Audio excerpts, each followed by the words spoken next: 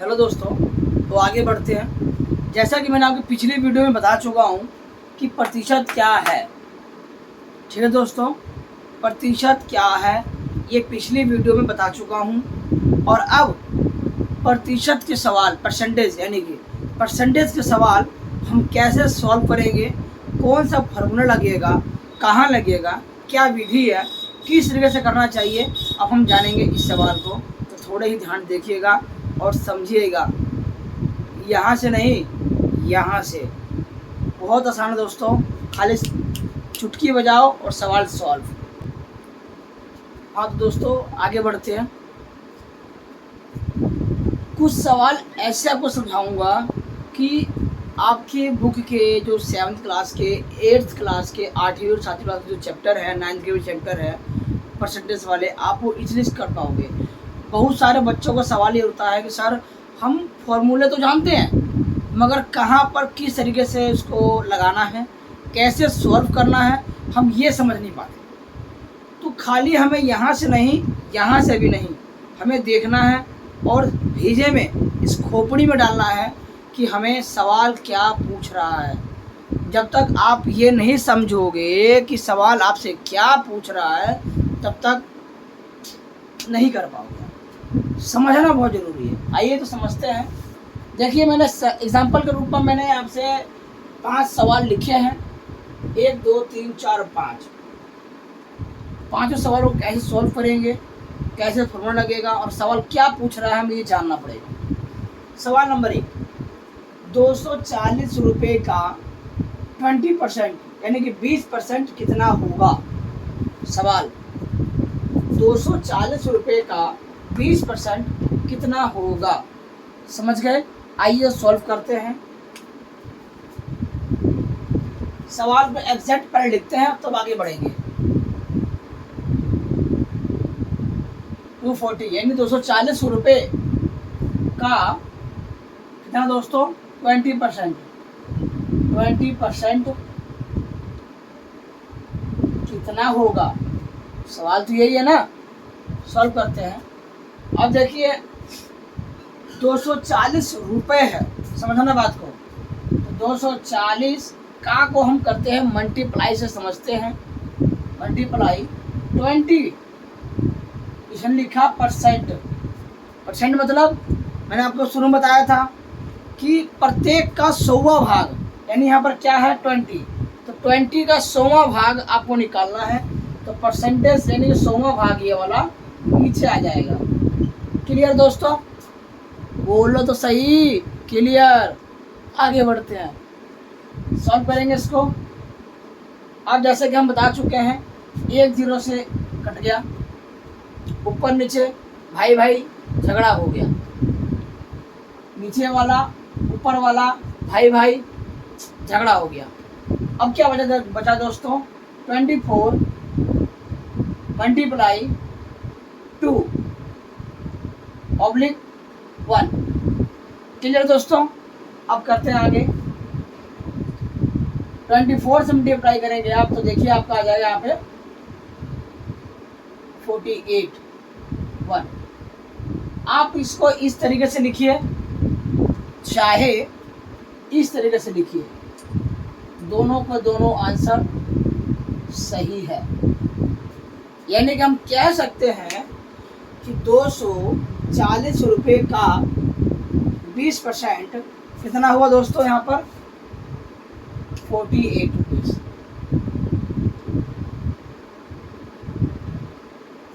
Clear? सवाल समझ गए आप? हाँ तो बोल दो कमेंट में दोस्तों।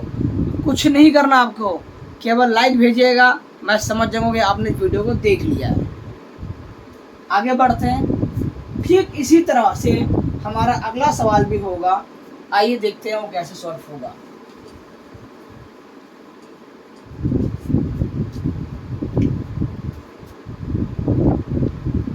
सवाल ने कहा है 500 रुपये का 30% कितना होगा। 500 ओनली 500 रुपये का 30% कितना होगा। सॉल्व करते हैं। 500 का 30% कितना? सवाल तो यही है ना। आगे देखते हैं। का को हमने जैसे मैं पहले बता चुका हूँ मल्टीप्लाई से लिखेंगे यहाँ पर, क्योंकि का यहाँ पर आते उसका फॉर्म बदल गया। फॉर्मूला मान लो 30% लिखा है इसने, अब परसेंटेज बोला है तो जाहिर सी बात है 100वां हिस्सा तो 100 आ गया। ठीक उसी प्रकार से भी सोल्व करो। भाई और भाई मर गए, नीचे वाला ऊपर वाला भी मर गया। कितना बचा दोस्तों? 50 × 3। आगे बढ़ते हैं, करेंगे सोल्व को सवाल आगे।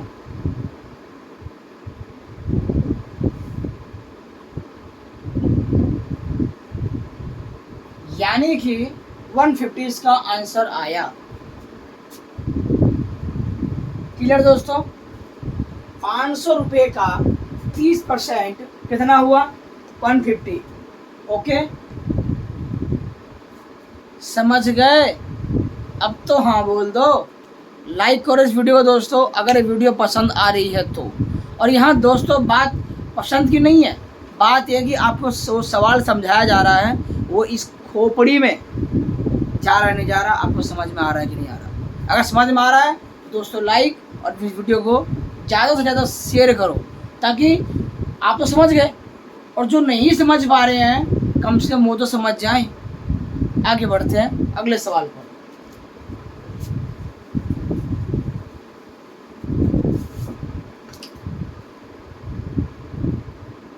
थोड़ी दोस्तों मेरी ब्लैक बोर्ड पर राइटिंग कुछ खास नहीं है, मगर फिर भी ट्राई।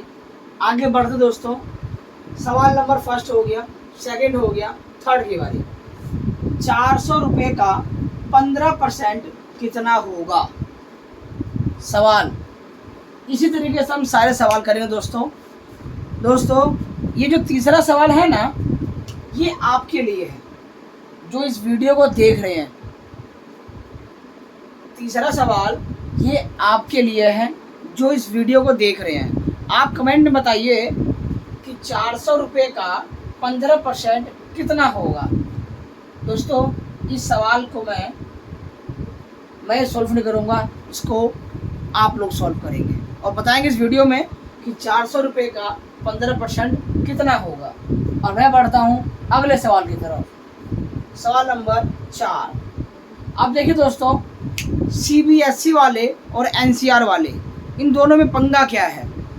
दोनों का दोनों एजुकेशन है और दोनों का दोनों मैथ में सेम चैप्टर होते हैं, बट दोनों के सवाल जो होते हैं थोड़े से फ़र्क होते हैं। CBSE जो सवाल पूछती है डायरेक्ट सीधा फेस टू फेस सवाल पूछती है, और NCR वो भी फेस टू फेस पूछती है।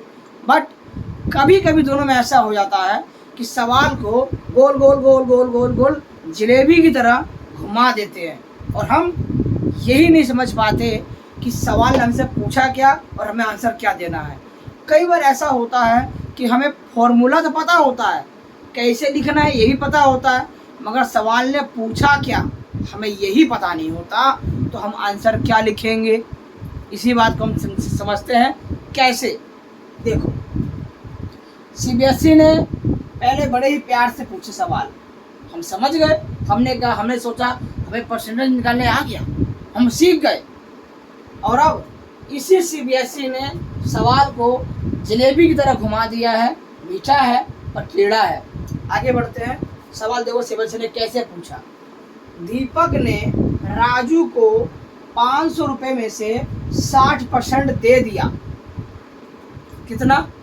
60% दे दिया। तो दीपक के पास कितना बचा? क्या? रुपया। है ना दोस्तों? सवाल एक बार दोबारा समझते हैं। दीपक ने राजू को 500 में से 60% दे दिया, दीपक के पास कितना बचा? पहले सवाल समझते हैं। सवाल दोस्तों ये तो दोस्तों हो चुका था।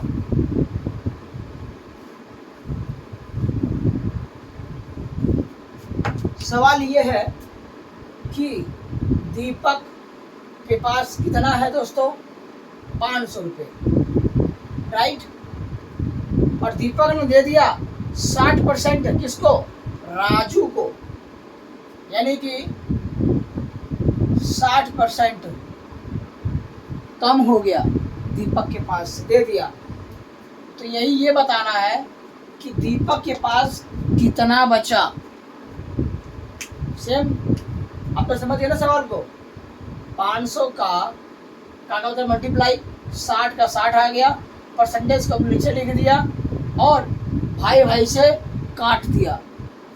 ये कट गया, ये कट गया, ये कट गया, ये कट गया, क्या बचा 50 मल्टीप्लाई 6, तो 6 पंजे 30, 300। दोस्तों समझे बात को। अब हमें यही कंफ्यूजन है और हम यही अक्सर ऐसा क्या करेंगे, ऐसे लिख देंगे और हम बोलेंगे सही है। नहीं दोस्तों, अभी पूरा सवाल नहीं हुआ। अभी तो क्या निकला है, ये इसका आंसर नहीं हुआ, ये इसका आंसर बिल्कुल नहीं हुआ। अब आप बोलोगे फिर आंसर क्या हुआ, समझो। सवाल ये था कि दीपक ने राजू को 500 में से 60% दे दिया, तो दीपक के पास कितना बचा। दीपक के पास 500 रुपये था, उसने 60% दे दिया, यानी कि उसने कितना दिया, 300 रुपये दे दिया। 500 में से 300 रुपये दे दिया, तो 500 में से 300 रुपये दे दिया, तो दीपक के पास क्या बचा, ये ना, दीपक के पास कितना बचा रुपया। दीपक के पास कितना बचा दोस्तों, 200। ये इसका सही आंसर है। एग्ज़ाम में हम आधा ही सवाल करके आते हैं और हम सोचते हैं कि हमने पूरा सवाल सही जवाब दिया है, यही हमारे मार्क्स कट जाते हैं। तो हम कहते हैं कि टीचर की गलती है, एग्जामिनर की गलती है कि एग्ज़ाम ढंग से चेक नहीं हुए, पेपर ढंग से चेक नहीं हुए। दोस्तों समझ गया फिर सवाल को, आगे बढ़ते हैं। सवाल नंबर 5। दोस्तों परसेंटेज या प्रतिशत कोई बड़ी तोप नहीं है कि आप लोग नहीं समझ पाओगे, मगर सवाल अगर आप समझ जाओगे तो बहुत इसी तरीके से कर पाओगे। अभी लास्ट टाइम एक सवाल आया था, शायद वो 9th क्लास का बच्चा होगा। हमने पूछा कि तुम्हारे फ्रेंड के कितने % मार्क्स आए हैं।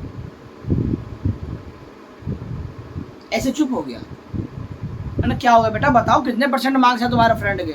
सर जी फ्रेंड का तो पता नहीं, हमारा पता है मैंने को। मैंने बताओ जी कितने % मार्क्स आए हैं। लड़के ने बोला सर जी टीचर ने बताया है। सवाल सुनना एक बार। मैंने पूछा कितने % मार्क्स आए तुम्हारे। बच्चे ने कहा सर जी टीचर ने बताया है कि 600 में से आपके 40% मार्क्स आए हैं। हमने पूछा कितने नंबर आए हैं बेटा ये बताओ। सर जी पता नहीं, हमें परसेंटेज निकालने आता ही नहीं है। तो ऐसे नहीं काम चलेगा। अब यही सवाल हम लोग आए दिन, हम 31 मार्च जिस दिन रिजल्ट आता है, हम अपने दोस्तों से पूछते हैं, घर वाले पूछते हैं, रिलेशन वाले पूछते हैं बेटा कितने % मार्क्स आए हैं, पास हो गए। तो हम कहते हैं कि हमारे 80% मार्क्स आए हैं, 90% मार्क्स आए हैं, 70% मार्क्स आए हैं, 23% मार्क्स आए हैं, XYZ जो भी मार्क्स आए हो। आगे बढ़ते हैं। यही सवाल एक पूछा गया है CBSE में। सवाल पूछते हैं कि राहुल के 600 में से 80% मार्क्स आए हैं। समझा ना दोस्तों, ये सवाल आपके लिए बहुत खास है। एक बार बोलते हैं ना कि कितने % मार्क्स आए, नंबर तो बताओ। वही है ये, राहुल के 600 में से 80% मार्क्स आए हैं, तो बताओ राहुल के कितने नंबर आए हैं, आपको ये बताना है। दोस्तों ये सवाल आपके लिए है जो इस वीडियो को देख रहे हैं।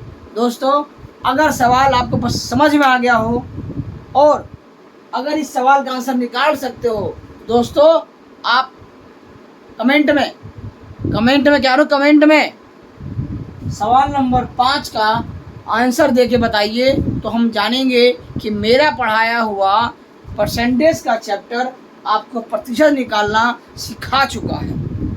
दोस्तों, अगली वीडियो देखने के लिए इस वीडियो को कम से कम 10 स्टूडेंट्स, केवल 10, ज़्यादा नहीं, केवल 10 स्टूडेंट को शेयर कर दो। और इसी सवाल को हम घुमा के पूछते हैं जलेबी की तरह। अगले सवाल की तरफ, सवाल नंबर 6। दोस्तों, सवाल तो इसे कहते हैं कि जलेबी की तरह सवाल घुमा देना और दिमाग को क्या कर देना, घुमा देना। सवाल आगे बढ़ते हैं और देखते हैं। देखिए दोस्तों, सीबीएसई बहुत ही सीधा सा है, बहुत सीधा, एकदम आप ही की तरह है। जब मूड ठीक रहे तो सवाल ऐसे देगा कि आप बड़े इजीली आप तुरंत सोल्व कर पाओगे, और जब उसका मूड खराब हो जाए तो ऐसे सवाल दे देगा कि सीधे सवाल को आप कहोगे अरे यार बहुत डिफ़िकल्ट सवाल है और हम कर नहीं पाए। आओ उसी सवाल को कैसे करते हैं समझते हैं। सवाल नंबर 6 दोस्तों, बहुत ही सवाल घुमा दिया गया है मगर बहुत ही ईजी है। खाली आपको ये समझना है कि सवाल ने कहा क्या और करना क्या है, कैसे करना है, बस ये समझने की बात है। आओ देखते कैसे। आपके नहीं, हमारे पापा जी, हमारे पापा जी, मेरे पापा ने 500 रुपये दिया, चाहे लिया, कितना, 5,000 ही है, 5,000। पापा ने 5,000 रुपये दिया और कहा जाओ बैंक में जमा कर दो। हमारे पिताजी ने, हमारे पापा ने कहा बेटा ये 5,000 रुपये लो। कितने लो, 5,000 रुपये लो और जाओ बैंक में जमा कर दो। मगर मैं बैंक में 15% ही जमा कराया। मैंने बैंक में जाके केवल 15, कितने, 15, केवल 15% ही जमा कराया। 5,000 रुपये लेके गया था और 15% ही जमा कराया।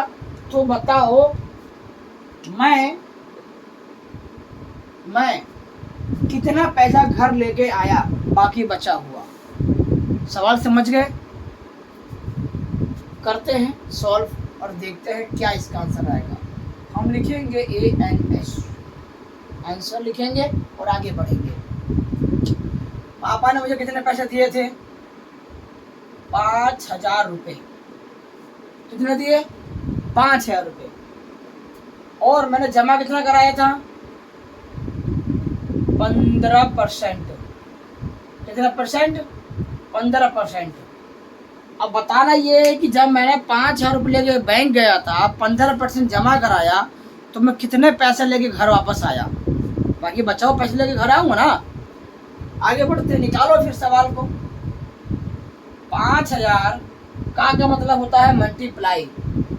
बहुत लोग बोलते हैं सर जी फॉर्मूला तो याद होता है मगर करे कहीं से। सवाल समझ जाओ, अपने आप हो जाएगा। 15% ऊपर है ना, इसका मतलब 100वां भाग। क्लियर हो गया? आगे बढ़ते हैं। नीचे से तो कटेगा नहीं भाई साहब, तो ये ऊपर वाले सारे के सारे खानदानी 2 जीरो हैं, 2 जीरो कट गया। अब इसको इधर ले लो, 50 मल्टीप्लाई 1 नीचे आ गया। क्लियर? आगे बढ़ते हैं। 15 बचे 25। हाँ दोस्तों, इसे करेंगे, मल्टीप्लाई करेंगे आगे। जब हम मल्टीप्लाई करेंगे इसको इससे,